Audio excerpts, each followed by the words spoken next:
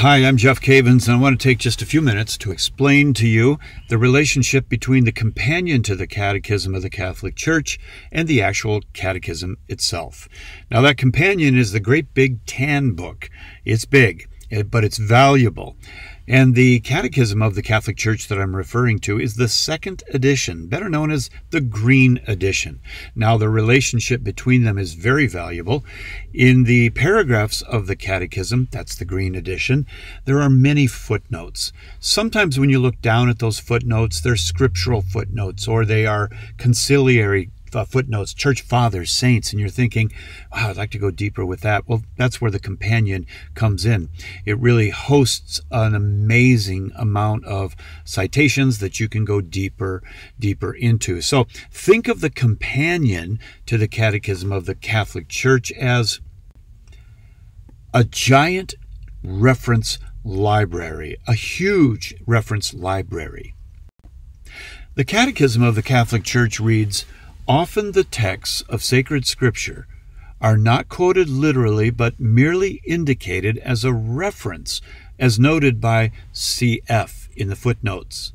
Now, for a deeper understanding of those passages, the reader should go to the texts themselves.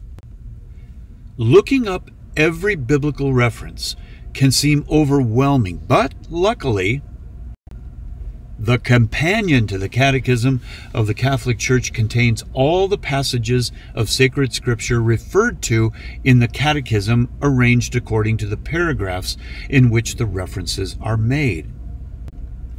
But the Catechism also refers to the conciliary texts, the papal documents, writings of the fathers and the saints. In fact, there are more than 3,600 of these references extending from the earliest creedal formulations of the ancient church to the documents of Vatican II and beyond to the magisterial teachings of St. John Paul II. Be not afraid. The companion to the Catechism includes all the texts referred to. And it makes it easy for you to access because all the texts referred to, along with all the scripture passages, are arranged according to the paragraphs of the Catechism in which they are referred. So let's walk through how to use the companion. First, when reading the Catechism, ask yourself, are the citations made in this paragraph spelled out for me? Then ask, can I go deeper? For example, paragraph 581 has many footnotes numbered from 340 to 345.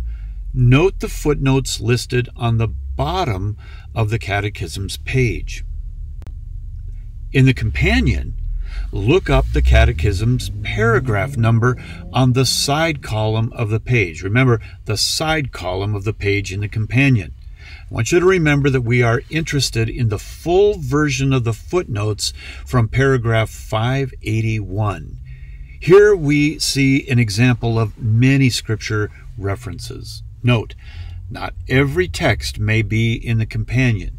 The editors have decided what critical text will be included in the companion. Now here's a second example that shows a reference to an encyclical by Pope John Paul II. In paragraph 850, we see the footnote 342. The footnote listed on the bottom of the page tells us the quote is taken from Pope John Paul II's document, Redemptoris Missio. Now note this, the footnote reads CF John Paul II R.Miss 23. Now we pause for a second because you might ask yourself, I don't know what R.Miss 23 means. It's an abbreviation. Now let me give you another tip here.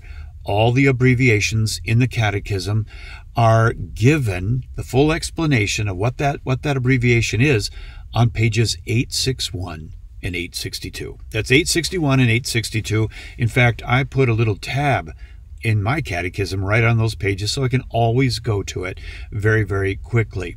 And so on page 861 and 862 of the catechism, is a list of abbreviations, and that is going to become very, very valuable. Now let's go back to the paragraph that we are working on.